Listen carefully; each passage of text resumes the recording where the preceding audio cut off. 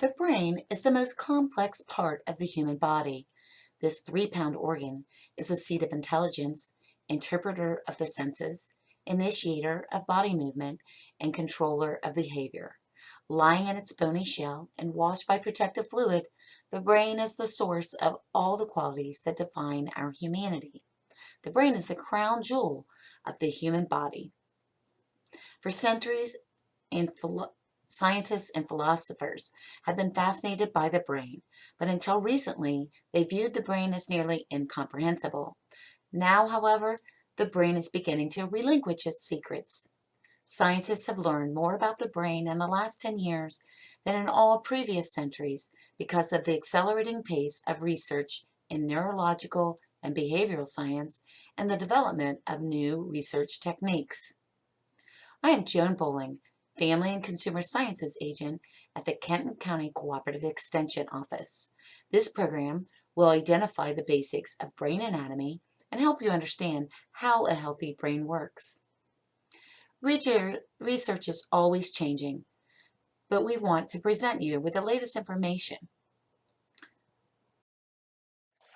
The brain allows you to interact with the world and understand, analyze, and respond to various surroundings. A healthy brain is the crown jewel and crucial to our survival. When you consider what it does, its size is incredibly small. Your brain is your most powerful organ, yet it has the texture similar to firm jelly.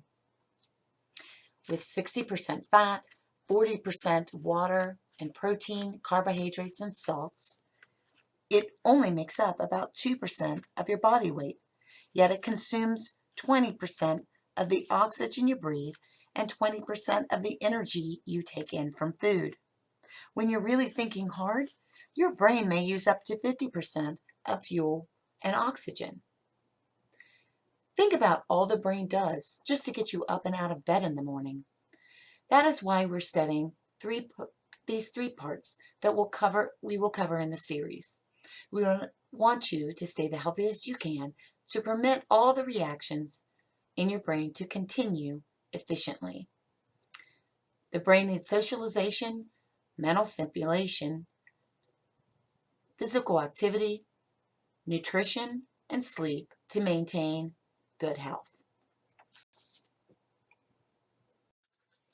Our brain contains billions of nerve cells arranged in patterns that coordinate thought, emotion, behavior, movement, and sensations. A complicated highway system of nerves connects your brain to the rest of your body so communication can occur in split seconds. Think about how fast you pull your hand back from a hot stove. While all the parts of your brain work together, each part is responsible for a specific function, controlling everything from your heart rate to your mood. The brain is like a committee of experts. All the parts of the brain work together, but each part has its own special properties. The brain can be divided into 3 basic units: the forebrain, midbrain, and the hindbrain.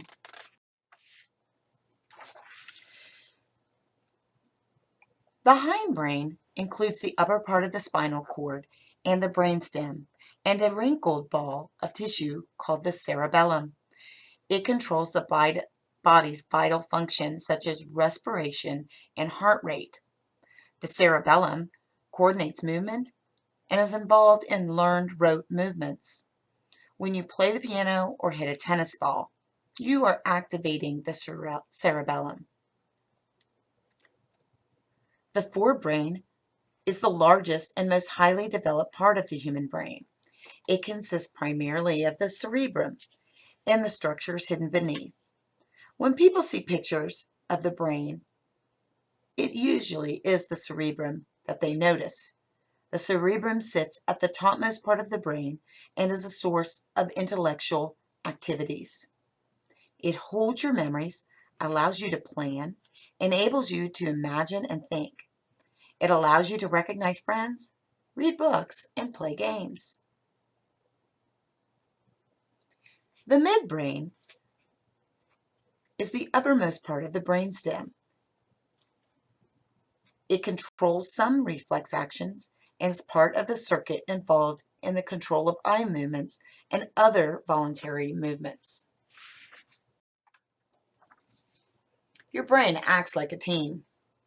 The activities we think of as thinking take place in the cerebrum, part of the forebrain located at the top of the brain.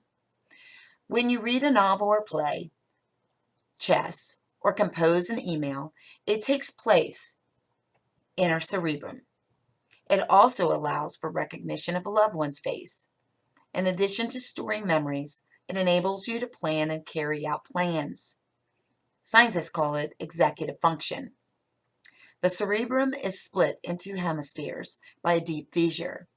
Despite the split, the two cerebral hemispheres communicate with each other through a thick tract of nerve fibers that lie at the base of this fissure.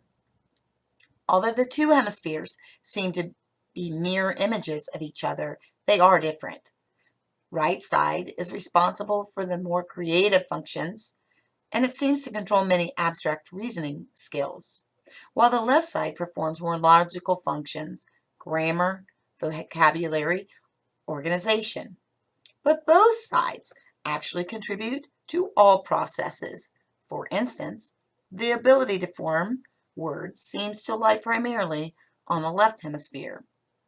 For some yet unknown reason, nearly all of the signals from the brain to the body and vice versa cross over on their way to and from the brain. This means that the right cerebral hemisphere primarily controls the left side of the body, and the left hemisphere primarily controls the right side. When one side of the brain is damaged, the opposite side of the body is affected. For example, a stroke on the right hemisphere of the brain can leave the left arm and leg paralyzed. Specialized lobes handle specific tasks. The frontal lobe, located behind the forehead, takes charge of planning, weighing alternatives, and envisioning possible consequences. One way it seems to do this is by temporarily storing options and thoughts you are considering. It's our working memory, such as, are we having pizza or Chinese tonight? Much of the research findings about protecting the brain relate specifically to these processes. Also, at the back of each frontal lobe, a motor area helps manage voluntary movement. On the left frontal lobe, Broca's area is responsible for turning your thoughts into words. The parietal lobes are located behind the frontal lobes and handle sensory input and are important for math and reading. It manages sensation. The occipital lobe, as you might imagine, manages your eyes. It processes the images from our eyes. And then the temporal lobes are involved with hearing and memory, processing sound from our ears, and integrates sensory information. Since 1990, we've been able to watch what is happening in the brain better than ever thanks to using functional MRIs. MRI stands for magnetic resonance imaging. Such technology helps healthcare professionals see detailed images of organs, including the brain. Using MRIs, researchers have learned more about how the brain works and have discovered that during adolescence, there's a period of dramatic changes that can either strengthen or detract from optimal brain development. We know that there are billions of neurons in the brain.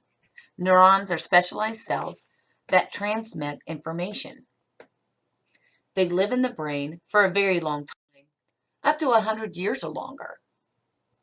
Therefore, it's important to keep neurons healthy. When neurons die, which happens due to disease or injury, they are not usually replaced. While scientists used to believe that we could not make new neurons past the age of 2. More research demonstrates that the hippocampus, the part of the brain responsible for learning and memory, has the potential to generate new neurons.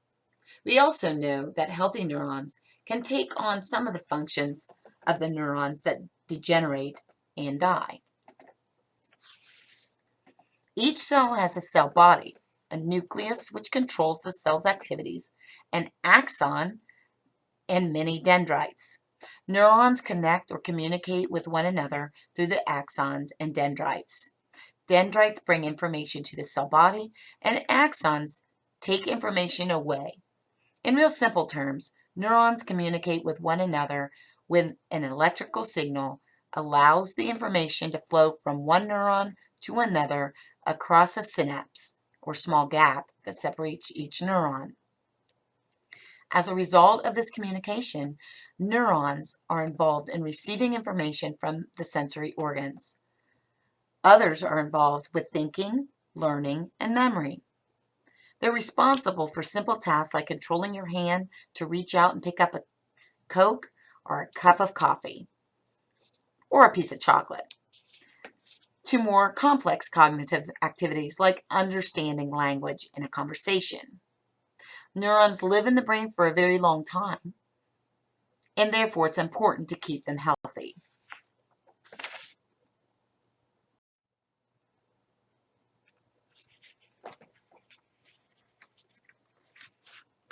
In normal brain functioning, neurons send messages quickly.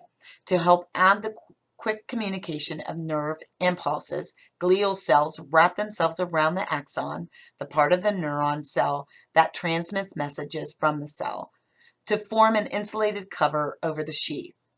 This sheath is made up of fatty substances called myelin. The myelin sheath allows nerve impulses to travel along the axons more quickly. Much like tape covering a hose with holes would allow water to flow. You can think of this reaction time in the brain like a growing city with a fast, integrated communication system. Let's go deeper into the brain and talk about the hippocampus. The hippocampus, technically the hippocampi because we have 2, but because they function together, it's most often referred to as the hippocampus. Located within the brain's medial temporal lobe, it is named for its shape. Hippocampus is the Latin word for seahorse. The hippocampus also plays an important role in the limbic system. The limbic system is a complex system of nerves, region of the brain that regulates emotion. Specifically, the limbic system involves instinct, mood, basic emotions, such as fear, pleasure, and anger, and drives hunger, dominance, and care of offspring. But the main role of the hippocampus is associated with memory, specifically long-term memory, forming new memories, and spatial navigation. It includes declarative memory, which helps us remember or recall facts and events. The function of the hippocampus is similar to a memory mainframe. Because the hippocampus is found in both hemispheres of the brain, when either or both of the hippocampi are damaged, the ability to form new and store memories is impaired, and connectivity to other parts of the brain is also slowed or lost. Damage to the hippocampus leads to memory loss and difficulty remembering new memories. If you've ever seen the movie 50 First Dates with Drew Barrymore, you would recognize that Lucy suffered damage to her hippocampus in a car accident, and she was basically stuck in time. Her amnesia was a real condition caused by damage to the hippocampus. People with this condition can code and store new memories, but the memories remain inaccessible. They don't know those memories exist, and you go on believing that you're in the time frame when the amnesia started.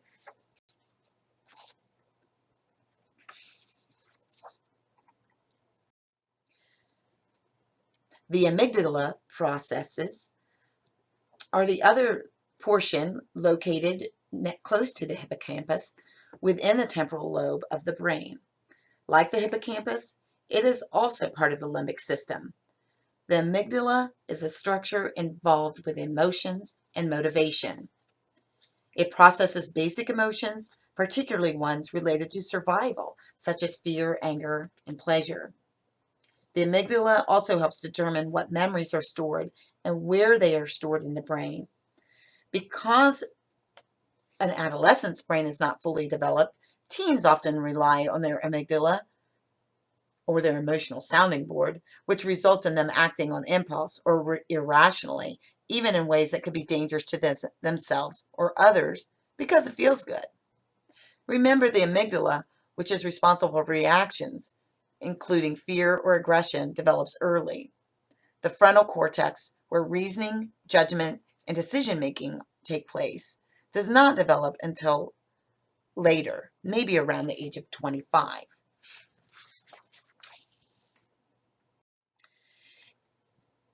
In Alzheimer's disease, the hippocampus is also one of the first regions of the brain to be affected, and the damage leads to confusion and memory loss. There are ways that we can keep our hippocampus healthy and possibly even grow the hippocampus in size. Evidence suggests that the best way to generate new hippocampi neurons is to participate in regular exercise or physical activity, have good nutrition, such as a Mediterranean or MIND diet, foods rich in omega-3, and mental stimulation, such as learning new things, can also help mature and nourish hippocampi neurons. Additional interventions associated with increased hippocampus size include stress reduction, meditation, and sleep. And researchers have found that a bigger hippocampus can protect us against diseases such as Alzheimer's. As much as we can enhance the hippocampus, we also can damage and shrink it. The hippocampus is more apt to shrivel under conditions that include chronic negative stress, anxiety, untreated depression, obesity, uncontrolled diabetes, a lazy lifestyle, eating bad food, and concussions. These factors contribute to smaller hippocampus size and even become risk factors for developing Alzheimer's disease. As you go about your daily routine, it's important to take steps to protect the health of your brain. The following programs in the Brain Matter series will give you a more in-depth look at specific ways to promote a healthy brain.